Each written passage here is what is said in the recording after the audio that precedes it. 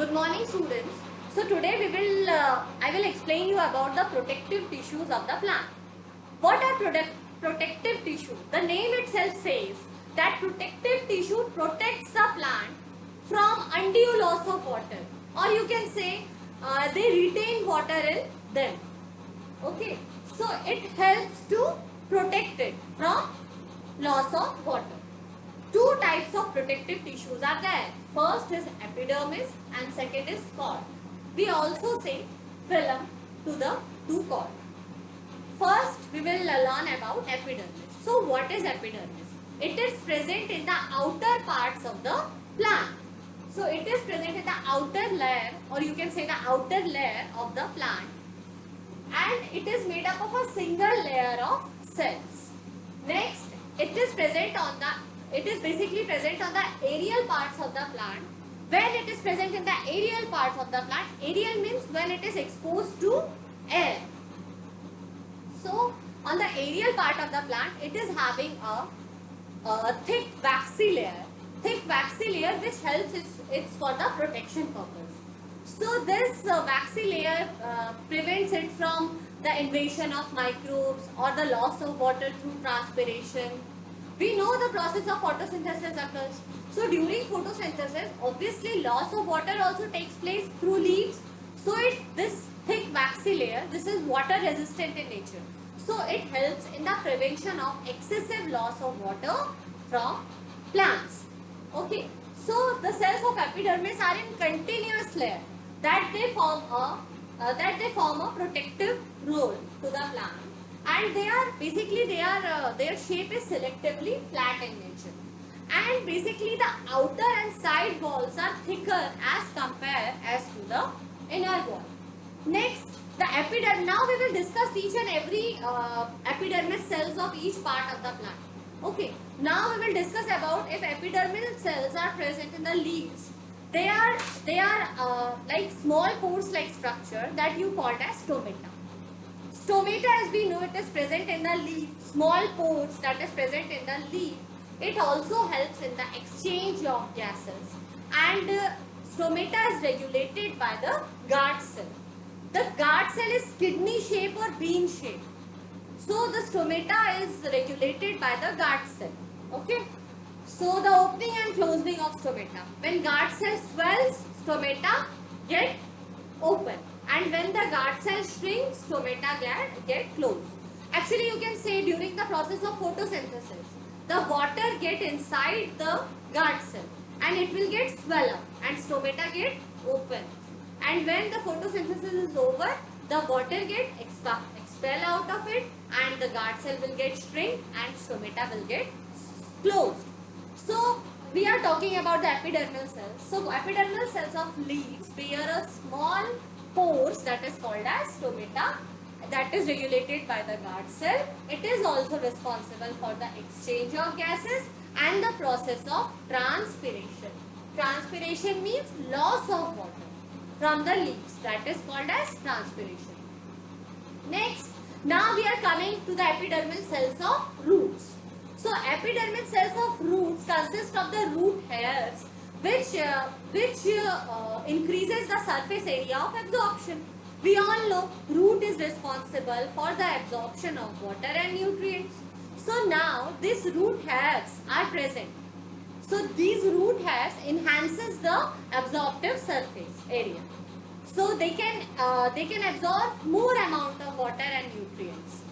Next, in case of xerophytic plants, or you can say in case of desert plants, this epidermis tissues of aerial parts has a thick waxy cutin.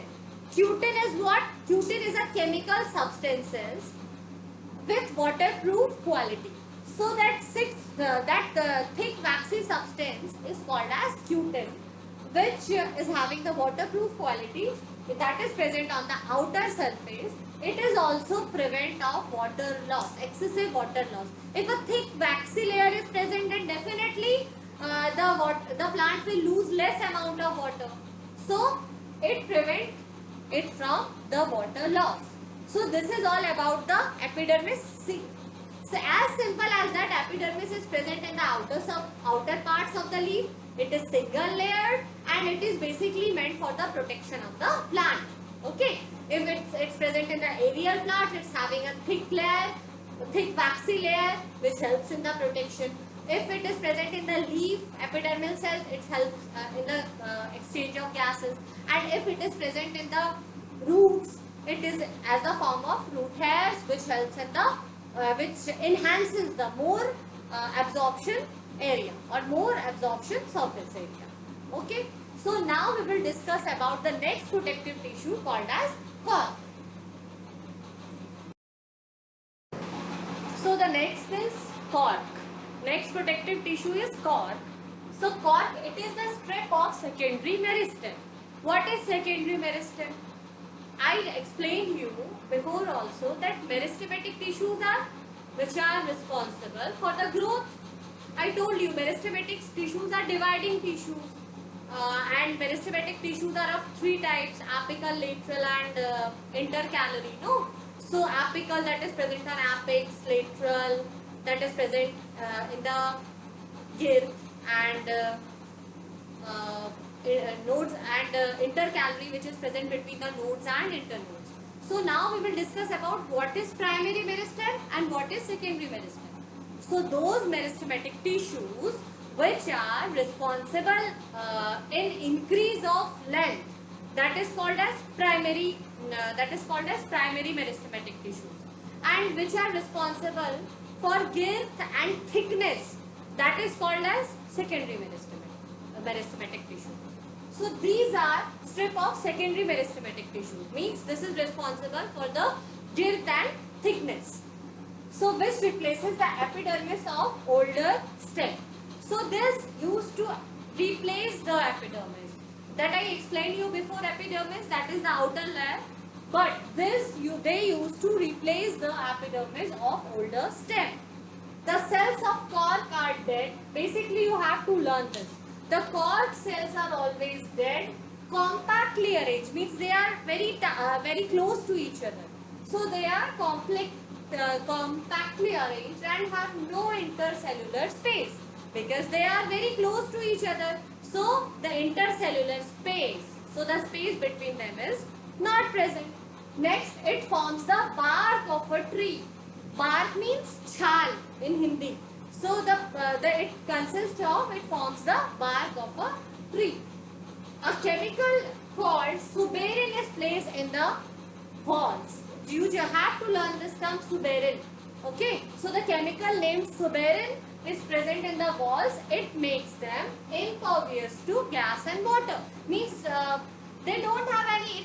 It doesn't make any difference that either the gas is coming in or water is coming inside.